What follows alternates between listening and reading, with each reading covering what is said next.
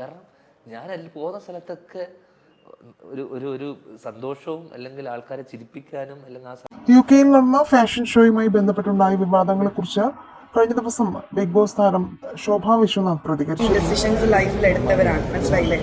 അവരെ ഒരിക്കലും പൾസർ സുനിയോ അല്ലെങ്കിൽ അതിനകത്തുള്ള വിക്ടിമിന്റെ പേരെടുത്തോ വളരെ സെൻസിറ്റീവ് ആയിട്ടുള്ള ഒരു കാര്യമാണ്. ഇത് വെച്ച് ഒരിക്കലും കമ്പയർ ചെയ്യാൻ പറ്റില്ല.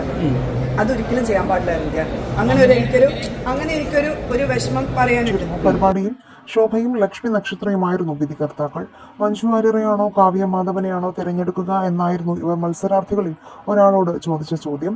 എന്നാൽ ഇതേ പരിപാടിയുടെ ഭാഗമായിരുന്ന നടൻ ധ്യാൻ ശ്രീനിവാസൻ ഈ ചോദ്യത്തെ പരിഹസിച്ച രംഗത്തെത്തിയിരുന്നു. കാവ്യ മാധവൻ ഓർ മഞ്ജു വാര്യർ എന്നുള്ള ചോദ്യത്തിന് ശേഷം ഞാൻ പ്രതീക്ഷിച്ച ചോദ്യം ദിലീപ് ഓർ പൾസർ സുനി എന്നുമല്ലാതിരിക്കുന്നു. കാവ്യ മാധവൻ ഓർ മഞ്ജു വാര്യർ എന്ന ചോദ്യത്തിന് ശേഷം താൻ പ്രതീക്ഷിച്ചത് ദിലീപ് ഓർ പൾസർ സുനി എന്നായിരുന്നു ധ്യാനിന്റെ പരിഹാസം.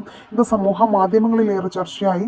പരിപാടിയിൽ ഉന്നയിച്ച ചോദ്യത്തിന്റെ പേരിൽ ശോഭയ്ക്കെതിരെയും ലക്ഷ്മിക്കെതിരെയും വിമർശനങ്ങളും ഉയർന്നു. എന്നാൽ ആ ചോദ്യങ്ങളെല്ലാം സ്ക്രിപ്റ്റഡ് ആണെന്നും അത് മത്സരാർത്ഥികൾക്ക് നേരത്തെ കൊടുത്തതാണെന്നും ശോഭ പ്രതികരിച്ചു.